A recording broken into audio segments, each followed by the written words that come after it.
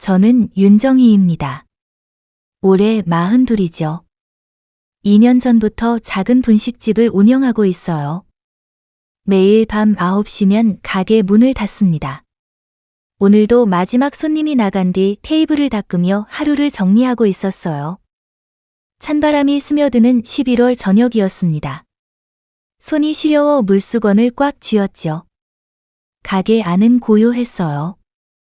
떡볶이 냄새만 희미하게 남아 있었습니다. 저는 늘 이 시간이 좋으면서도 쓸쓸해요. 하루 종일 북적였던 가게가 조용해지면 문득 외로움이 밀려오거든요.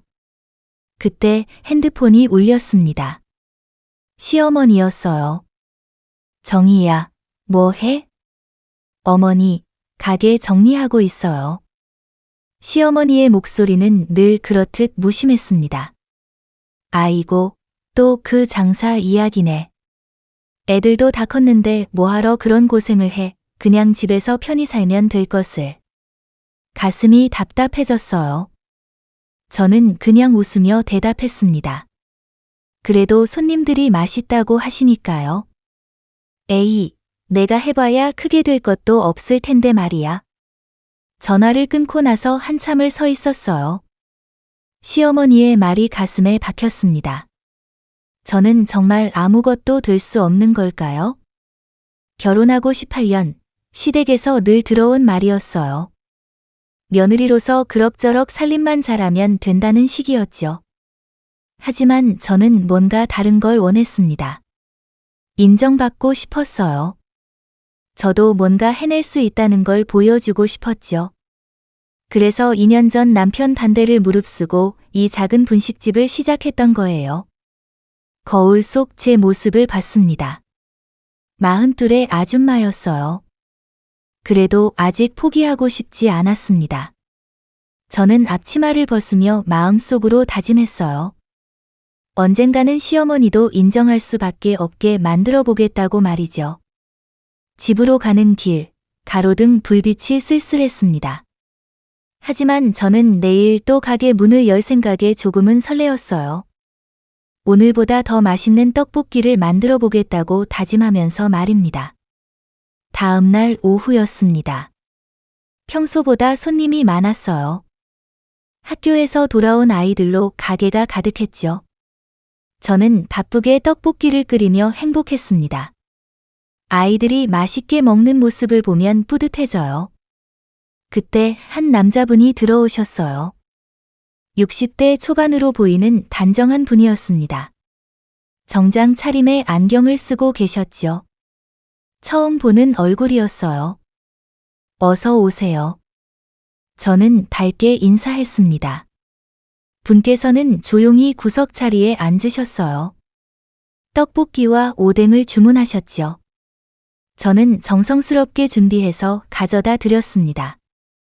분께서는 천천히 드시더니 고개를 끄덕이셨어요. 참 맛있네요. 오랜만에 이런 맛을 봅니다. 감사합니다. 저는 수줍게 웃었어요. 처음 오신 분이 이렇게 말씀해 주시니 기분이 좋았죠. 며칠 후, 그분이 다시 오셨습니다. 이번에는 김밥까지 주문하셨어요. 저는 더욱 정성을 들여 만들어 드렸죠. 분께서는 만족스러워 하셨습니다. 사장님, 혹시 어디서 요리를 배우셨어요? 아니요, 그냥 집에서 해온 거예요.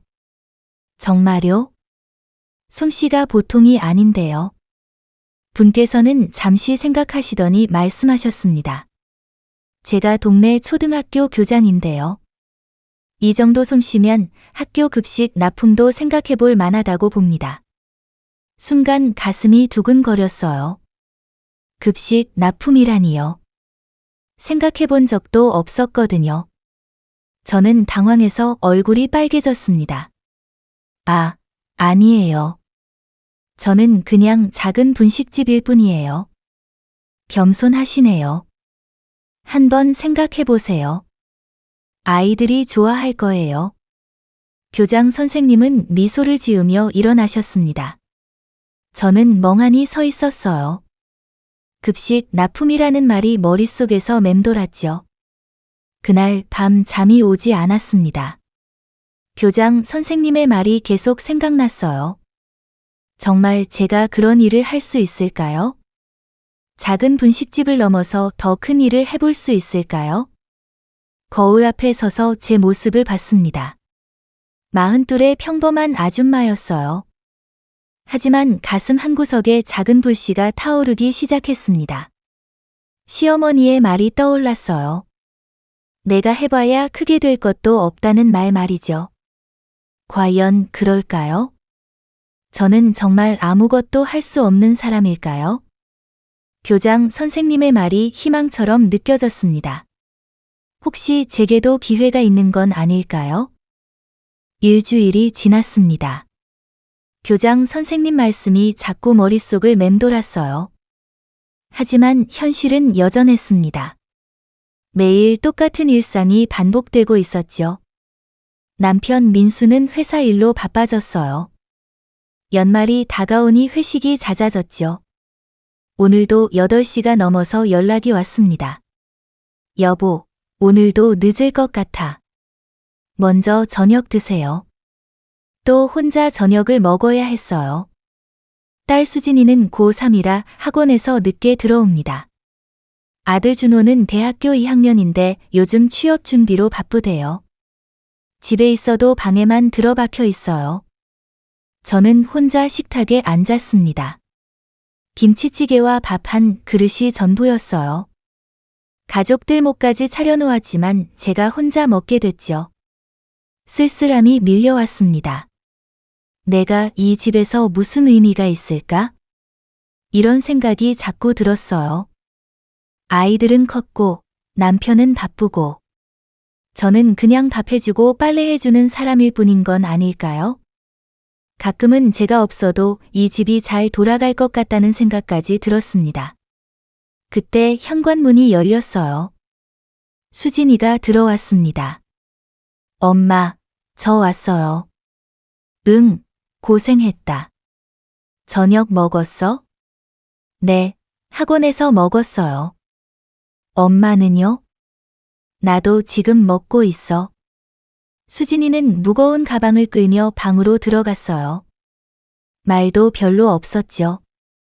요즘 애들은 다 그런가 봅니다.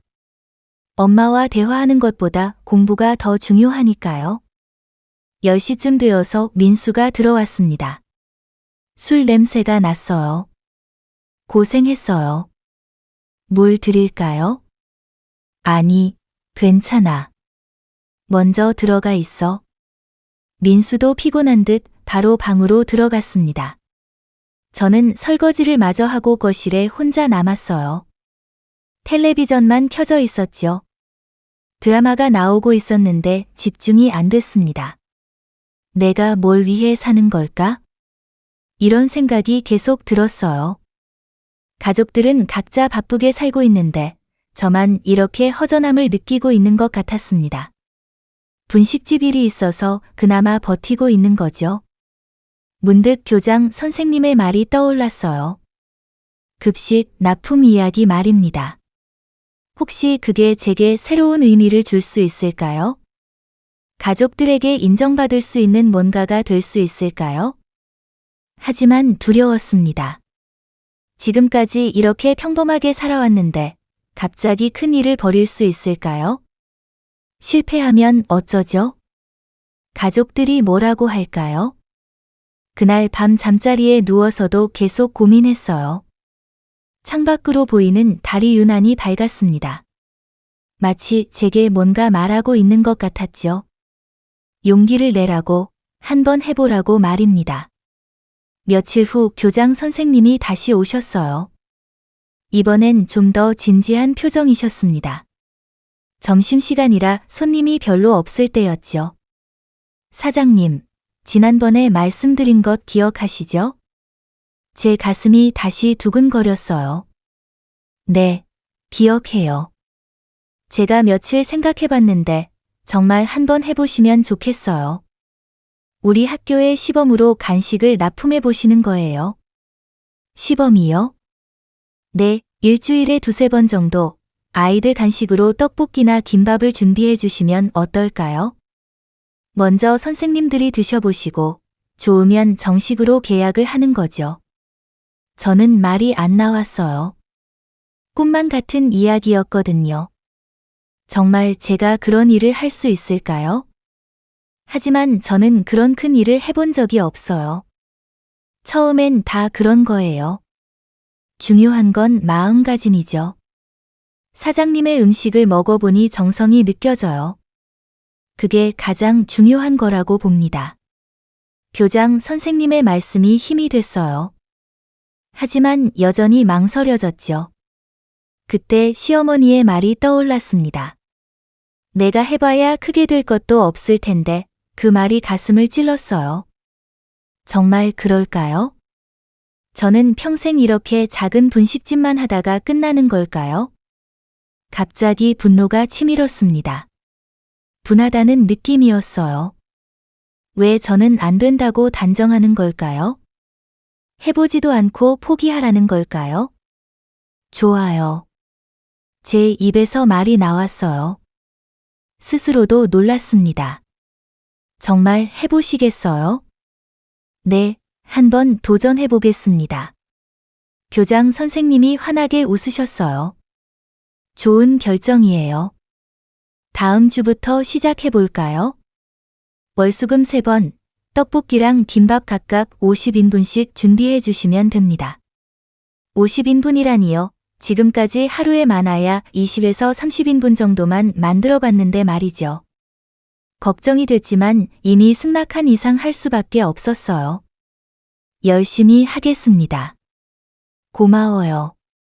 아이들이 좋아할 거예요. 교장 선생님이 가신 후 혼자 남았어요. 가슴이 마구 뛰었습니다. 정말 내가 이런 일을 하게 되다니요. 무섭기도 했지만 설레기도 했어요. 하지만 곧 걱정이 밀려왔습니다. 가족들이 뭐라고 할까요? 특히 시어머니는 어떤 반응을 보이실까요? 남편은 지지해 줄까요? 그래도 이미 결정한 일이었어요. 후회하고 싶지 않았습니다. 이번엔 정말 제대로 해보고 싶었어요. 시어머니에게도 가족에게도 인정받을 수 있는 윤정이가 되고 싶었습니다.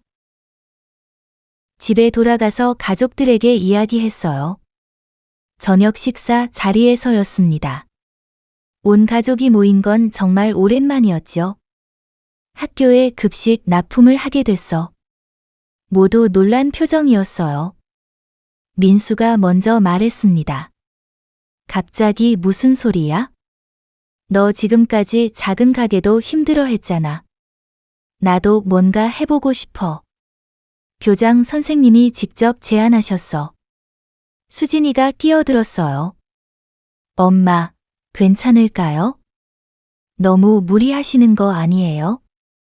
아들 준호는 별 반응이 없었어요. 그냥 밥만 먹고 있었죠. 한번 해보자. 별거 아니야. 제가 당당히 말했지만 속으로는 떨렸어요. 가족들의 걱정스러운 표정이 보였거든요. 다음 날 시어머니가 집에 오셨어요. 민수가 미리 말씀드린 모양이었습니다. 시어머니의 표정이 심상치 않았어요. 정희야, 앉아봐. 네, 어머니. 내가 무슨 생각을 하는 거니? 집안일도 제대로 못하면서 밖에서 무슨 큰일을 벌이겠다는 거야? 가슴이 아팠어요. 하지만 예상했던 반응이었죠. 어머니, 저도 뭔가 해보고 싶어요. 해봐야 뭐해?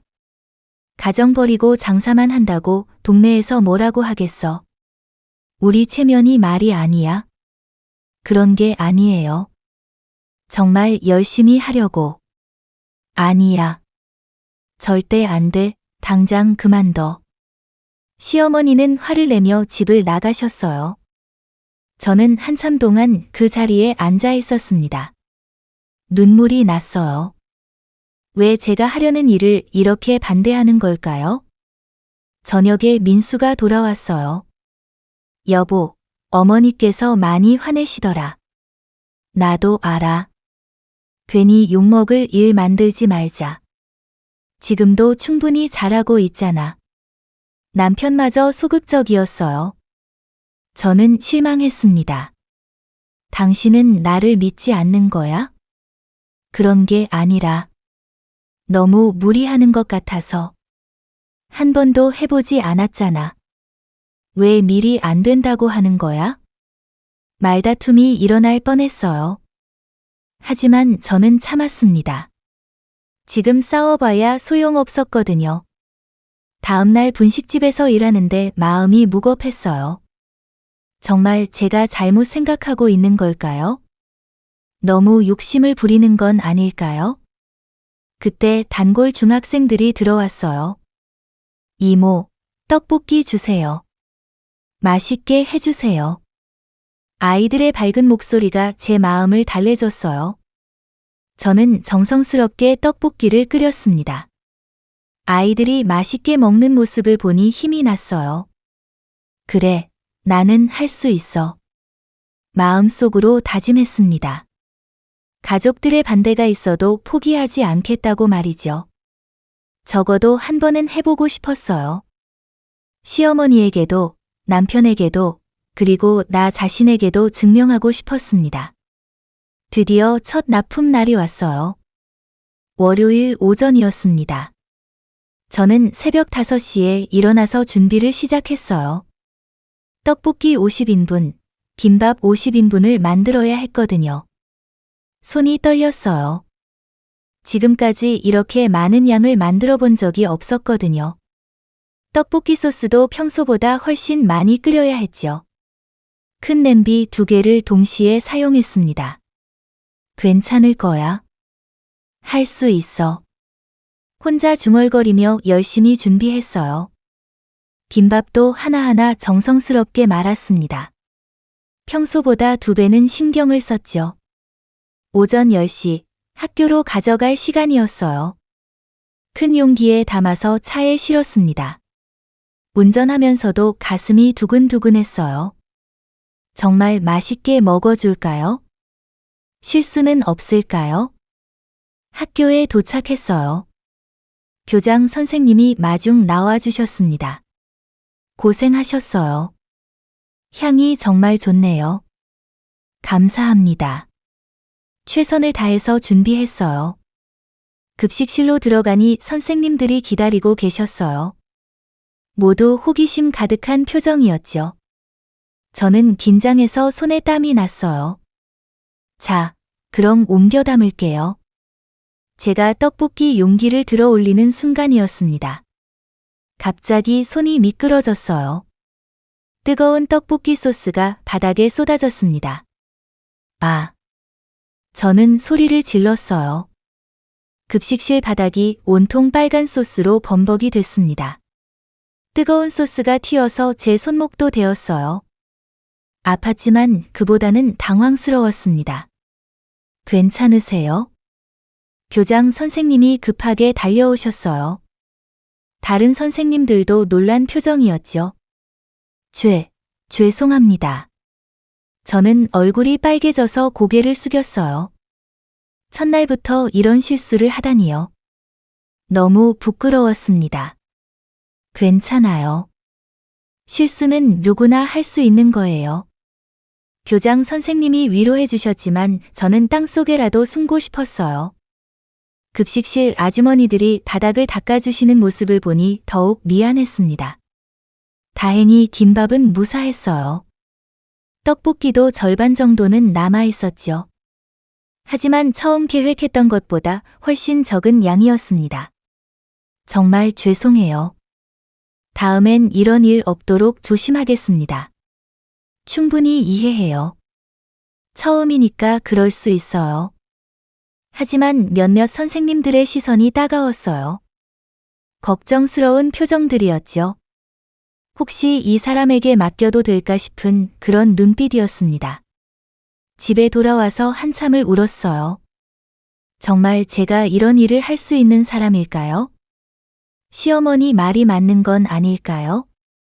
저는 그냥 조용히 집에서 살림이나 하는 게 맞는 건 아닐까요? 그때 수진이가 방에서 나왔어요.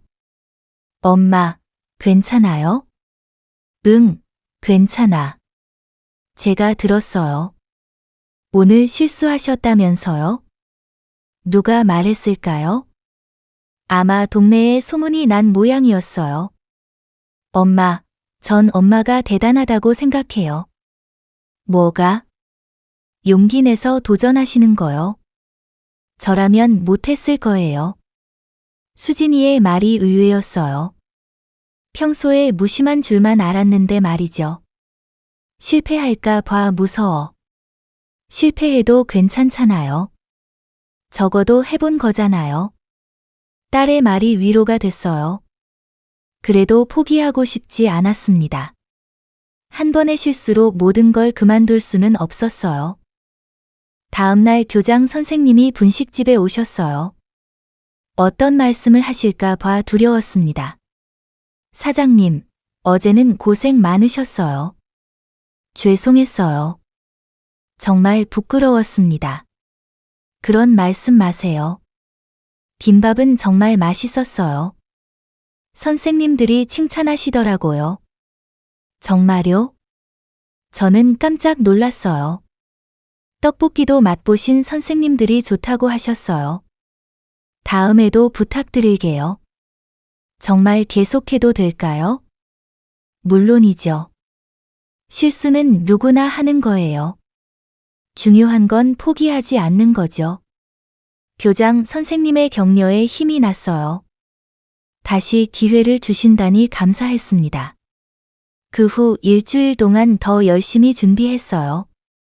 실수하지 않으려고 모든 걸 2번씩 확인했죠. 용기도 더 단단한 걸로 바꿨습니다. 수요일, 2번째 납품이 있었어요. 이번엔 실수 없이 잘 해냈습니다. 선생님들도 만족해 하셨죠. 금요일 납품을 마치고 집에 오는 길이었어요. 마음이 한결 가벼웠습니다. 그때 수진이가 현관에서 기다리고 있었어요. 엄마, 잠깐만요. 왜? 수진이가 뭔가 망설이는 표정이었어요. 그러더니 천천히 입을 열었습니다. 엄마, 제가 말 안 했지만 사실 엄마 일 때문에 친구들한테 자랑 많이 했어요. 정말? 네, 엄마가 학교에 급식 납품한다고 하니까 친구들이 부러워하더라고요. 자기네 엄마는 그냥 집에만 있는데 우리 엄마는 멋있다고요. 제 눈에 눈물이 맺혔어요. 수진이가 저를 자랑스러워한다니요. 그리고 이것도 드릴게요. 수진이가 편지 한 장을 내밀었어요. 정성스럽게 쓴 글씨였습니다. 엄마께. 엄마가 용기 내서 새로운 도전을 하시는 모습이 정말 멋있어요. 저도 엄마처럼 용기 있는 사람이 되고 싶어요. 힘들어도 포기하지 마세요. 엄마를 응원하는 사람이 여기 있어요. 사랑하는 딸 수진이가. 저는 울컥했어요. 무심한 줄만 알았던 딸이 이렇게 저를 지켜보고 있었다니요. 이렇게 응원해주고 있었다니요. 고마워, 수진아. 엄마가 더 고마워요. 엄마 덕분에 제가 자랑스러워요. 그날 밤 민수에게도 편지 이야기를 했어요. 수진이가 이렇게 생각하고 있었구나. 나도 몰랐어. 애가 이런 마음이었는 줄. 여보, 미안해. 내가 너무 소극적이었나 봐. 괜찮아. 이제라도 알았으니까. 앞으로 응원할게. 내가 하고 싶은 일이라면. 남편의 지지까지 얻었어요. 이제 정말 힘이 났습니다. 다음 주 월요일 3번째 납품을 갔어요. 이번엔 아주 완벽했습니다. 선생님들이 박수까지 쳐주셨어요. 정말 맛있어요. 아이들이 너무 좋아할 거예요. 이제 정식으로 계약하시죠. 교장 선생님의 제안에 가슴이 벅찼어요. 드디어 해냈습니다. 정말 해냈어요. 집에 와서 거울을 봤어요. 여전히 42의 아줌마였지만 뭔가 달라 보였습니다. 자신감이 생긴 것 같았어요. 제가 해낸 일이 자랑스러웠습니다. 수진이의 편지를 다시 읽어봤어요. 힘들어도 포기하지 마세요. 정말 그렇죠. 포기하지 않아서 다행이었어요. 딸이 자랑스러워하는 엄마가 될 수 있어서 행복했습니다. 3개월이 지났습니다. 학교 급식 납품이 완전히 자리를 잡았어요. 처음엔 일주일에 3번이었는데 이제는 매일 납품하고 있습니다. 아이들이 너무 좋아해서 교장 선생님이 횟수를 늘려달라고 하셨거든요. 분식집도 더 바빠졌어요. 학교 납품 소식이 퍼지면서 손님들이 많이 늘었죠. 동네 사람들이 학교에 납품하는 집이면 맛이 보장된다 며 찾아오기 시작했어요. 어느 날 신기한 일이 일어났습니다. 지역 방송국에서 연락이 왔어요. 소상공인 성공 사례로 취재하고 싶다는 거였어요. 처음엔 믿을 수 없었습니다. 제가 성공 사례라니요. 정말 저를 취재하시는 거예요? 네. 작은 분식집에서 시작해서 학교 급식까지 납품하게 된 과정이 인상 깊어서요. 방송 취재가 나간 날이었어요. 기자 아저씨가 인터뷰를 했습니다. 어떤 마음으로 도전하게 되셨나요? 그냥 뭔가 해보고 싶었어요. 저도 할 수 있다는 걸 보여주고 싶었거든요. 가족들의 반응은 어땠나요? 처음엔 반대가 심했어요. 하지만 지금은 응원해줘요. 방송이 나간 후 정말 놀라운 일이 벌어졌어요. 시어머니한테서 전화가 온 거예요. 정희야, 텔레비전 봤다. 가슴이 두근거렸어요. 또 뭐라고 하실까 봐 무서웠거든요. 어머니, 우리 며느리 맞구나. 내가 자랑스럽다. 귀를 의심했어요. 시어머니가 자랑스럽다고요? 텔레비전에 나온 거 보니까 기분이 좋더라. 우리 정희가 이런 일을 해냈구나 싶어서. 어머니, 미안하다. 내가 너무 반대만 했지. 내가 옳았어. 전화를 끊고 나서 한참을 울었어요. 시어머니에게 인정받는 날이 정말 올 줄은 몰랐거든요. 저녁에 온 가족이 모였어요.